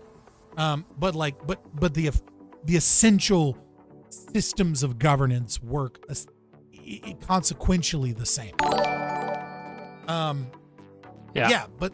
the thing is that, like, I don't think that you have a right to anybody else, right? So this starts to bleed into positive versus negative rights, right? I don't have a right. You don't have a right to healthcare. You don't have a right to food. You don't have a right to food. You don't have a right to water. You don't have a right to shelter. You have a right to none of those things, because not if they're somebody else's. They're unclaimed. You can go and claim them, but that requires action. It requires action by a human to go out into the world and shape his or her environment towards his intention. We are born, poverty is the default state. Owning nothing, having nothing, and dying due to inaction is the default state. One must go out and act onto the world and create their reality. What I'm simply saying is, you don't get to act upon others and steal from them or take from them and stop them from doing that process. I see what you're saying. I guess the big question is whether it's right. The big question for people and I guess society is it right to sometimes act in that way, right? To have this sort of notion of collective conscious and responsibility and things like that. And I guess I'm in the convenient position that it seems like it seems like we kind of have modeled society in the way that I'm describing, right? Where we have this sort of collective thought and ownership, and obviously you might say that that doesn't mean that it's right, just because that's how we've kind of modeled society. But for me, that's one of the reasons why it seems intuitive that if we created an anarchist sort of free market for laws, right? I don't know if you could define anarchism as basically just a free market of laws, right? But to me, that sounds pretty intuitive. But if we've created that based on what I'm describing and sort of my notion of human nature and the society I see around us, it seems pretty intuitive that we would kind of just recreate the society that we currently live in. But I'm not failing to recognize your argument of like, well, the society that I'm describing is just so different from how we do things today that if it ever did develop, it probably wouldn't be so materially similar. Kind of like how when communists say if enough people believed what I believed, right, then you would have way, way, way smaller governments, even if they were creating themselves. And a lot more free market interaction, right? So I would like agree. Yeah. Yeah, and so like I don't know that doesn't mean that there wouldn't be individuals that partition themselves off that prefer different systems of governance. And I do believe that there is a certain, convergence towards kind of like universal norms. Whether or not that makes me a moral realist or not, I don't. Well, that's I don't just know. a descriptive truth, right? Like obviously right. that's the case. Yeah. Right. Like I think we've all kind of like, recognized that we don't want conflict. And so I think most people recognize an idea of private property is better, at the very least. We recognize that like this stealing isn't very helpful. Now, obviously there are those that are, from a Nietzschean perspective have resentment, right? Like that hate the idea that others can lord wealth over them, and they're angry and upset about that. But most of society has recognized that like the idea of owning a home is like a good thing, right? And I think most of the world has recognized that like murder is bad. Most of the world has recognized that theft is bad, whether or not that comes from religion or whether or not that comes to some convergence of things that just make sense. I don't know. I'm not fucking God. I don't have a crystal ball. But like, yeah, I don't think that the world would look the same. I just don't. I don't think that that's a possibility. Pockets would. Yeah. I mean, that's probably fair. I mean, but I don't know. I remember it was actually today. I don't know if you're a MMA fan or anything, but there's a fight there's a fight going on this weekend, John Jones versus Cyril Gane, and there's this one guy who he fought John Jones at one point, and he said something that sounded like you could either think it's profound or like incredibly stupid, and there's no in between, right? Okay, let me hear it. What he basically said was, and John Jones is considered by many to be like one of the greatest fighters to have ever lived, right? Probably he's on everyone's top 5. He's on 30% of people's number 1, right? And this guy, Anthony Smith, fought John Jones. And what he said was, John Jones isn't actually that good at anything, right? If you look at his striking, his kickboxing, his Muay Thai, his wrestling, right? His jiu-jitsu, none of it's that good. His fight IQ is not that good, right? But when you put it all together and you synthesize those, decent things that he does, and you put them all into one person and his genetics and stuff, obviously he's a big, long guy, he turns into like a really good fighter. And it seems like it's like saying if you take away all of his skills, he's not really that good of a fighter. But if you put them all together into the skills that he has, he's actually really good. It's almost a meaningless statement, right? Well, I mean, but some people are, it's just recreating a jack of all trades. Master of none is better than a master of one. Well, right. And it's, some people say, well, that's really stupid because obviously, maybe the synthesization of those skills is the best thing to do, not to just go all in on one thing. We're talking about MMA. It's a different sport from boxing, obviously, or Muay Thai. I mean, that's what MMA is a synthesis right, of obviously. all of the fighting skills that work from multiple practices so that you can adapt to the situation. Right. But then there's another perhaps more charitable person who says this is actually somewhat profound, right? Because it shows you that if you're gonna be an MMA fighter, it isn't good enough to just be like the best at wrestling. You have to be well-rounded, and that's the genius of John Jones, and that's the genius of him pointing that out. I think similarly, when you say like, well, a society, I don't think it's likely society would recreate itself because if everyone thought like me, obviously society would be a lot different. And that's totally, I mean, of course, right? But that's true. I can grant that. But it's hard to, it's hard to disagree with that. You know what I mean? Like it's not really an argument that can be had. I mean, anybody could say that, right? If everyone thought like fucking Karl Marx. Based upon the idea that like we create anarcho-capitalism, right? And so like, yeah, but that's necessitated in the hypothetical, which is that a lot more people or everybody or like a critical mass of individuals become anarcho-capitalists, right? And so the idea that society reconstructs itself exactly one-to-one to the one it is now, except there's a large critical mass of anarcho-capitalists, is Well, yeah, but he wouldn't, because there's a large critical mass of anarcho-capitalists that dissolved all the nation states. Right. It's baked right. into Yeah, I the think at that hypothetical. point. Yeah, no, and that's what I'm saying. It's not unfair to say that, right? It's just it at that point the argument almost necessarily becomes like, okay, well, what does this transitional state look like? How do we get there? What are like the practical ways we could even implement this system? Like, if the problem is an attitudinal barrier, the reason this system isn't happening or might not even work in the case of like communism, right? In conceptualizing what communism might be, is because people just don't work that way. And we're saying, well, presumably people would work that way in our society. That's how it works.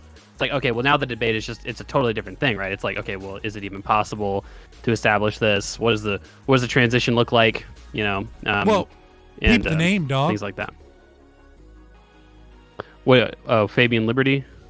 Yeah, it's based off of Fabian strategy. Fabian socialism. I've never heard of Fabian strategy.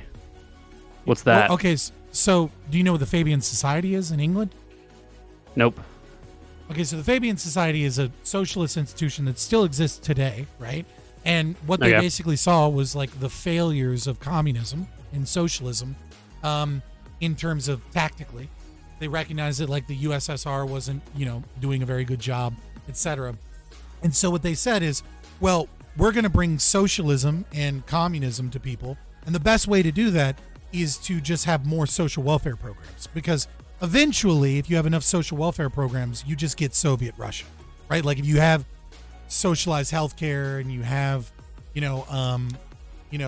massive wealth redistribution programs, et cetera, people will like socialism more and more and more, right? As you give them more and more socialism, they'll enjoy it.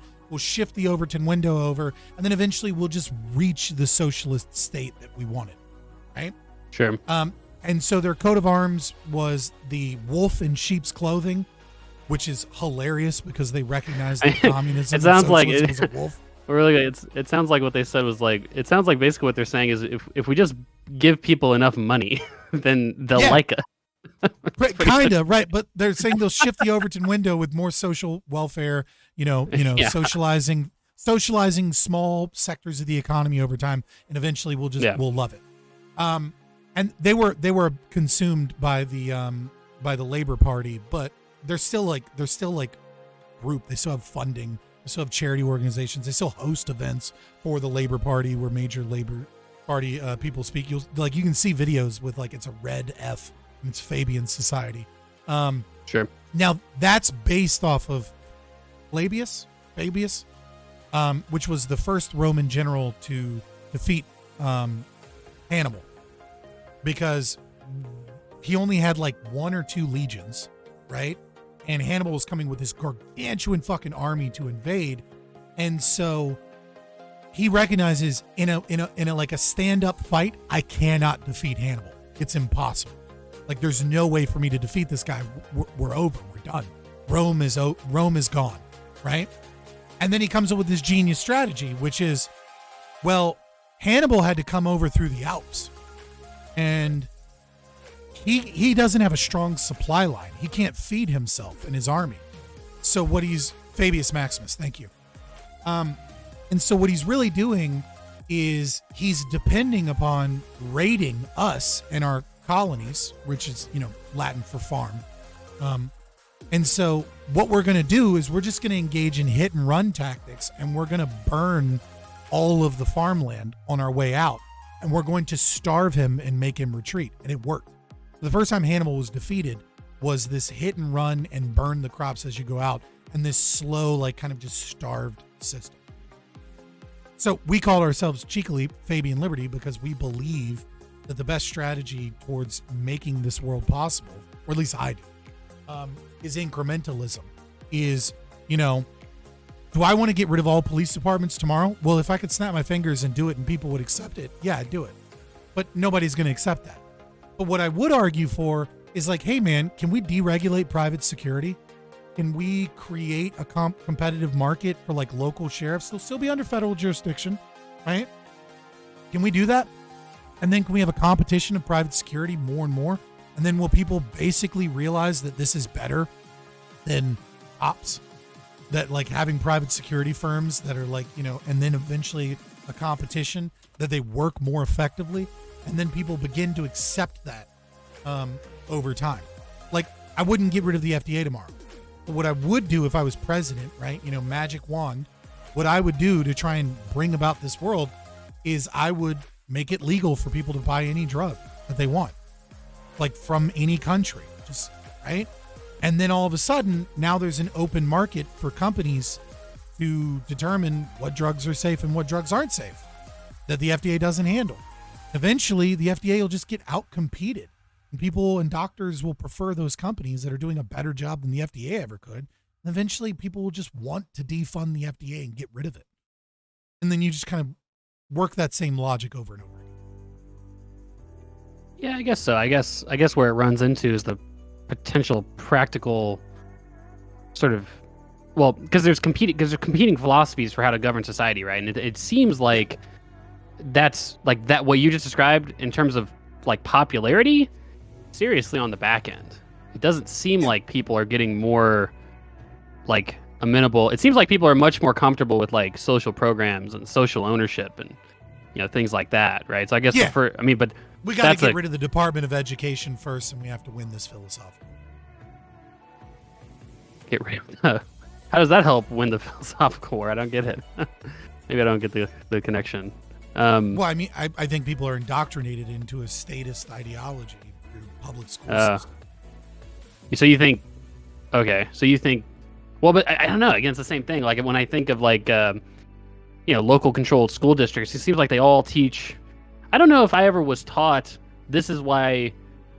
I don't know if a teacher ever said to me, this is why having a state and government is important. I think I've mostly just had, this is what the government is, and these are the sort of outcomes associated with it. To be fair, I didn't learn much philosophy in my K-12 education either, right? And you also, and how did you start every day, Econoboi? I pledge allegiance to the flag of the United States of America. And one God. You know what I mean? Like, you literally did a religious ceremony at the beginning of your day to worship the state. But that's not a federal regulation, though, right? I mean, because even if we didn't have the Department, that's kind of almost one of my overarching points is that even if we didn't have the Federal Department of Education, even if we didn't have state control over education, let's say we just had local democratically elected school boards sort of determining their own local school district policy, I feel like they'd all pretty much teach, government is a thing, and here's the outcome. I don't know if they would. I don't know if that would change anything in terms of the indoctrination, quote unquote, that you're scared of. It seems like we've kind of arrived at incremental kind of a conclusion. Incremental changes, right? Like there is no endpoint until the state is dissolved, right? The idea is you start with like federal mandates and controls, right? Like getting rid of things like No Child Left Behind, getting rid of things, creating a more polycentric locally controlled democratic places will lead to more diversity in education, a more closely resembling a free market, right? And then it's all those little changes, piece by piece by piece. Yeah, I get what you're saying. I guess what I'm really challenging is whether or not that would lead to people wanting a more holistically free market society, or frankly, if it might lead to people wanting the exact opposite, right? Because our preferences evolve over time, and I think it just might be the case that like if your mechanism is these slow policy societal changes, well, those changes might happen, and people might just decide, it turns out public ownership and state enterprise and stuff like that is kind of our preference. Right. Well, again, it's a two-pronged thing. What I mean? It's a philosophical war as well. Like we have to change hearts and minds. Well, you can't just do one or the other. Like you need to do both. Are there, based on the way you've described anarcho-capitalism, all of our talks, it doesn't seem like it would make sense that this would exist as a position. But because it's in the matrix of possibilities, I assume it does exist. Are there like revolutionary anarcho-capitalists, right? Who like believe that glowies. You should. We call those glowies, all right? Or accelerationists. Right, or accelerationists. They usually show up in a server and you immediately recognize them for the FBI agents that they are. Yeah, I mean, like there are more militant individuals that, believe that the state, believe the state's unjustified, right? Like, you're going to find people that are going to say, well, cops are unjustified, therefore they can't argue against me killing them. You know, you're going to find those people. The individual rights and the legal philosophy that we have set up doesn't tend towards those people, but there are edgelords that come to anarcho-capitalism and libertarianism not through the philosophy, but through wanting to be different, or through wanting to be an edgelord, or be the one that everyone on the Discord server goes, "You're fucking crazy," and be like, "Aha, they blocked me. That means I'm right." You know what I mean? So, I mean, yeah, it takes all kinds. Yeah. It just sounds odd to say, like, we should establish anarcho-capitalism by force. Like, I don't know. That just sounds like quite a weird statement. Most of those people that have those tendencies tend to become what's known as post-libs, right? Like they become big fans of Curtis Yarvin. They become like monarchists a lot of time. They become post-libs where they want to use the power of the state against their enemies in order to do things. Ron Swanson anarchists. Yeah. And then of course there's the hop wave physical removal types. Like, there are definitely people that are like, you know, fucking kill commies, because, you know, there's all types, right? For sure. Yeah. No, that makes sense. I was curious because it does sound like it's like have you watched Peacemaker, the show? No, I don't watch a lot of television. Yeah, I tell you, if you do watch TV, Peacemaker is, I think it's the best thing DC's ever produced. There's a really funny quote where he's like, because he's called the Peace. It's a really stupid fucking.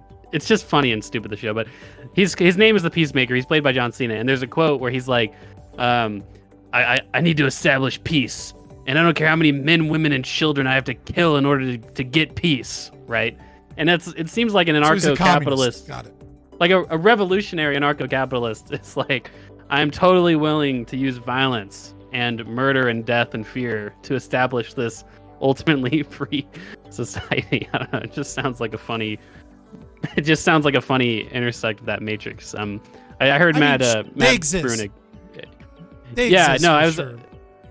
I heard Matt Brunig talk about it. It was similar on I don't know if you know who Matt Brunig. He's a socialist think tank author, but he was saying that there's a matrix of, you know, socialists, right, who believe in, I don't know what he said. He was like collective ownership and welfare, and, you know, how we should justly distribute goods in society. And, you know, given that those are the things that we agree on, there's going to be some socialists who think that workers should get literally everything, like anti-welfare socialists, right? And it's not that that's necessarily a contradiction. It just sounds quite weird to say, yeah, I believe in collective ownership and worker ownership, but welfare. Having innocent bystanders. Hey, stream just crashed, and so did your Discord, kind of. Oh no! What the fuck? Rip the stream. It's been happening. Is it back? Lately. Yeah, refresh. Discord's been causing me like severe fucking problems lately. Bezos. Or no, Discord's been caught. You think Discord's crashed the stream? It wasn't just a Twitch thing or internet? Oh no, it's been Discord, because like I use Project Lasso and I like track like what's using my RAM and my CPU power, and it's like Discord, like the last week has been using like double the RAM and like double the fucking CPU. That's weird. Yeah, I don't. I guess I use Discord when I do conversations on stream, but most of my streams lately have just been like talking to chat about various topics. So I haven't had the co-host. Mark's here. No, I know. Obviously, with you guys, it's every stream. But I haven't experienced. That's all to say that I haven't experienced like Discord just like melting my fucking computer all of a sudden. Which I could use a better computer. You know what I mean? It would help if you weren't on a laptop. Yeah, I mean, I have an Alienware from like 2 years ago, like a 2070 Super and a 7. So I mean, like it's not a bad piece, but it could definitely be better. I mean, I didn't stream for probably like I didn't start streaming for probably an extra 6 months because I didn't want to stream on my laptop. Like I wanted to buy and build and like save for a PC because streaming on a laptop It just sounds fucking really hard. Like flipping, only one window, like flipping through all the different shits and pulling shit up in front of chat, and like, but you still only work on one. It just sounds a lot more difficult than just having a PC. Oh, you have like a dock or something that you plug your laptop into? No, I just have it here. I mean, like, just how does your laptop have multiple monitors? Like, it has to be plugged into something that's like dispersing the image, right? No, like a dock, you know what I mean? Like, no, it's the Alienware has enough like USB-C and HDMI ports and things like that. Oh, that's interesting. So you've just basically plugged in 3 monitors to different. Okay, I didn't know that was plus the laptop monitor. I see. That makes sense. I've never heard of somebody doing that with a laptop. I guess you could do that for sure. Yeah, but I'm gonna exit Discord and come right back. See you. Sorry.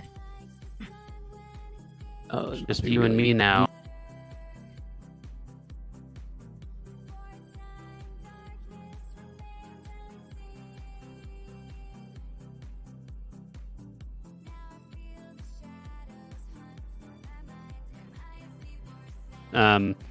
And that's saying something because I worked in fast food for several years when I was a teenager. Okay, all right. I got some and restaurant experience.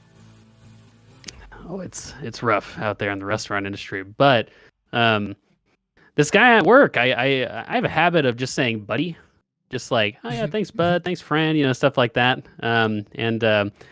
This guy at work got actually upset because I was like, oh thanks bud. He like done something for me. I was like, oh thanks bud, or something like that. And he's like, you can just call me my name. I really don't like when you use the word buddy referring to me. And I was like, oh, why? Never heard that before. I'm not your buddy, guy. That was unironically kind of what he was saying. Like he was saying, like, I'm not your guy, friend. I'm not your friend, bro. He's like, I just think when people call me buddy, it's like calling me sweetie. It's condescending. I don't like it. I'm like, man, okay, I guess so. I mean, I don't know. I won't call you buddy. Have you ever met like a super like wealthy corporate dude that's like, or maybe not like wealthy per se, yes, but like someone really high up in like a corporations that like, does like consulting work or something. And they tend to have this habit of like always using your first name a lot of times to the point where it's uncomfortable. Where someone's like, yeah, David. Yeah, no. I really appreciate that, David. Yeah, I'll get right back to you on that, David. It's a name memorization technique that from the one book they all read in like college. Yeah, it's like, dude, can you fucking stop? Like, you've said my name like 19 times in this conversation, and I feel weird now. How to win friends and influence people. Remember their name. Yeah, you don't have to like say it 1,000 times the first time we meet. Like, just remember it. It's interesting. Yeah, no, I could have countered with that. I could have been, well, I'm uncomfortable. It feels like we don't have a good relationship if you're calling me by my name all the time. I need you to only call me buddy and pal and things like that, because it feels forced when you're using my actual first name all the time. But I was just kind of, I don't know, work arguments. I don't understand people that get into work arguments, really. Like, I was just like, yeah, sure, whatever is kind of how I handle most work arguments. That's part of what happens when you're a male. I get it. Kicking the heroin addict out of the kitchen was kind of a fight worth getting into, I think. But that's not I guess that is a work argument, but that's not an argument. That's like, Well, the argument was that he was high at work and he couldn't do his job. Yeah, but I feel like, first time. But if I was like, how do I put this, right? When I say I don't like getting in work arguments or I don't get it, it's like if I was presented, even in that scenario, like let's say that I was just a worker and like the boss was like, we gotta help kick out this heroin guy. I'd be like, no, like I don't want to do that. It seems pretty unsafe. And if it was just an argument, it'd be like, okay, well, just, I guess tell corporate that I didn't want to help you kick out the fucking meth addict that's on staff, or then if I'm the manager and it's like, hey, one of my employees is like on meth and causing trouble. I mean, I call the police and stuff, but I'm not gonna, not gonna sit there and like really get involved in that situation. It's like, I don't care that much. Like, it's not a big enough deal to me. This company has a guy who's on meth to really get super duper, confrontational and involved see, in that. That's what happens when you work for a company, as opposed to like working for a company that's like a family. Oh, Jesus. Oh my God. Red flag, Man. boys. Don't ever work for No a company kidding. that describes themselves like a family. That's definitely fair. I mean, I don't know. My advice for most people starting their career has been like to never have any loyalty to any company for any reason, because it's like guys, we exist in a labor market, right? Loyalty is a market failure. Okay, they're extracting rent from you, right? By I mean, not loyalty's not a paying you market exactly failure, what you're stop. worth. I Loyalty's feel like not a it kind market of is though. Look, if you stay at a company because you just are loyal to them for some sort of subjective preference, then you're necessarily not shopping around and getting your maximum wage that you can get, right? It's I mean, I not agree. the You should market hold yourself clearing out for thing the to do. maximum amount you can. There you go. But the thing The is, most is that, like, capitalist thing that to do. has that has value. Like that's no, like, the way a company treats you, the relationship you have, the like subjective feelings. Like if that was the case, right? Like this is part of the reason why women get paid less, right? It's because they like working with people, right? That doesn't mean that their skills are less valuable. It just means they like working with people. And when you like working with people, that has a value, right? Where you value being a teacher, for example. You value something other than just the monetary gain. Yeah, that's fair. I'm thinking within industry, I guess, like the different assorted for labor sure. markets for different labor, right? Is that if if you liked being a teacher, right? That's perfectly reasonable that you'd want to stay being a teacher, right? But what to me is not reasonable is saying, I want to stay a teacher at like this specific school because it was the first school to hire me. It's like, well, no, but they're just getting away with underpaying you at a certain point, right? Because we've all heard those stories of people who like, oh yeah, like I was with this company for 10 years and I shopped around for the first time and I got a $30,000 raise and I didn't even know that I was being underpaid so much, for the longest period of time. And Yeah, I mean, that's those people unfortunately valued it. consistency, right? More than they valued the work and effort put in to determine like what they could get elsewhere. Like that's their Yeah, I'm fucking not fault. saying- yeah. Like, that's their value. No, I'm not you know? saying that's exactly right. I'm not saying that it's not morally, it's not necessarily morally wrong to do that. And Yeah. of course you can have that preference if you want. I'm just saying that if we're thinking of from labor's perspective, right, the most effective and Yeah. efficient thing to do, and like the thing that like clears the market in the most reasonable way, which is just matching the people up based on their It is- preferences and It is to incomes. your advantage as a worker and towards other workers to discuss your wages and to shop around and not to maintain loyalty for loyalty's sake. I would agree to that. Yeah. I have a question though. I don't know why Casimir keeps bringing this very niche specific example up.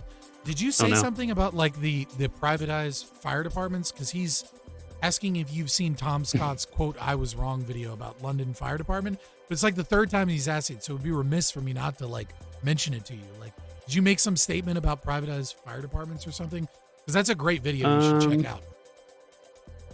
I've never heard about it. I've never heard of that video, I should say. The closest thing I can think of is I have been talking about. I've kind of changed my view on capitalism and socialism in the sense that I don't really know that those are useful labels anymore. And part of the reason is an argument that someone like that Matt Brunig basically made, which he said that describing a country as socialist or capitalist doesn't make a lot of sense because pretty much every country has some institutions that are socialist and capitalist, right? In terms of the private or public ownership of those productive forces. And so similarly with people, I think most people agree that certain things should be publicly owned and certain things should be privately owned, right? That, like the food market is a relatively free and sort of privately controlled market. But then like the fire department is one example that is often used as, well, the fire department is just a state enterprise, right? It's a productive force that's owned by the state, right? Same thing with the police or military or many countries' healthcare systems, public education, stuff like that, right? Those are socialist institutions in the sense that they're publicly owned means of production, right? And and by that regard, you kind of exist on a spectrum of capitalist to socialist. There's not really, most people aren't really simply just capitalist or just socialist, right? But that's the only thing I can think of. I don't know why this guy's talking about fire departments so much. You should check it out. It's pretty cool. I thought maybe you had said something. You should check it out. I'm gonna bid you adieu because it's 12:20 a.m. and you should definitely check that out. And I will simply say this to close out. I view the socialist capitalist distinction very much like 1950s Ku Klux Klan members viewed racial purity, which is to say, if you have a drop of socialism in you, I just call you socialist. They're all socialist countries.